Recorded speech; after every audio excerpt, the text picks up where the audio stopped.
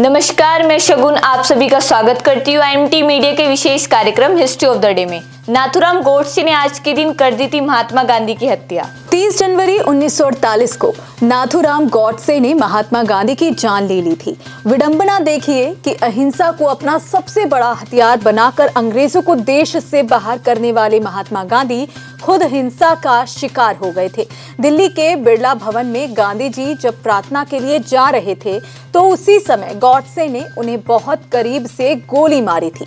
अपने विचारों और सिद्धांतों के कारण चर्चित रहे मोहनदास करमचंद गांधी का नाम दुनिया भर में सम्मान से लिया जाता है। गांधी जी सत्याग्रह के माध्यम से अत्याचार के प्रतिकार के अग्रणी नेता थे। उनकी इस अवधारणा की नींव संपूर्ण अहिंसा के सिद्धांत पर रखी गई थी। गांधी जी की जयंती 2 अक्टूबर को पूरे विश्व में अंतर्राष्ट्रीय अहिंसा दिवस मनाया जाता है।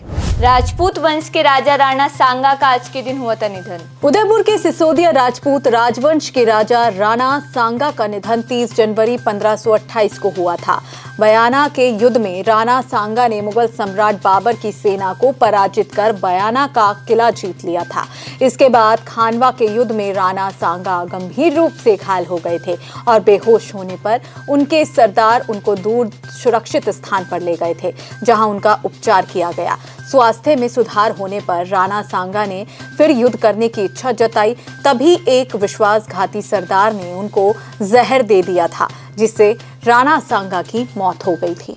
तानाशाह हिटलर आज के दिन बना था जर्मनी का चांसलर। होलोकास्ट इंसाइक्लोपीडिया के मुताबिक 30 जनवरी 1933 को जर्मनी के राष्ट्रपति पॉल वॉन हिंडनबर्ग ने एडोल्फ हिटलर को चांसलर नियुक्त किया था। 1934 में हिटलर ने राष्ट्रपति और चांसलर के पद को मिलाकर एक कर दिया और राष्ट्रनायक की उपाधि धारण की थी। इस प्रकार हिटलर के हाथों में समस्त सत्ता केंद्रित हो गई। एडोल्फ हिटलर राष्ट्रीय समाजवादी जर्मन कामगार पार्टी के नेता थे। इस पार्टी को प्रायः नाजी पार्टी के नाम से जाना जाता है। हिटलर को द्वितीय विश्व युद्ध के लिए जिम्मेदार माना जाता है। द्वितीय विश्व युद्ध तब शुरू हुआ था जब नाजी सेना ने पोलैंड पर आक्रमण किया था। ब्रिटेन के लोगों ने आज के दिन विंस्टन चर्चिल को दी थी अंतिम विदाई। ब्रिटेन के लोगों ने पूर्व प्रधानमंत्री सर विंस्टन चर्चिल को 30 जनवरी 1965 को अंतिम विदाई दी थी। राजकीय सम्मान के साथ चर्चिल का अंतिम संस्कार किया गया था। दिल का दौरा पड़ने से चर्चिल कोमा की स्थिति में चले गए थे, जिससे वे कभी नहीं निकल पाए। चर्चिल द्वितीय विश्व युद्ध के समय इंग्लैंड के प्रधानमंत्री थे। चर्चिल सेना में अधिकारी रहे थे और वह इतिहासकार, लेखक और कलाकार भी थे। वह एकमात्र प्रधानमंत्री थे जिन्हें नोबेल पुरस्कार से सम्मानित किया गया था। चर्चिल ने युद्ध संवाददाता के रूप में भी काफी प्रसिद्धि पाई थी।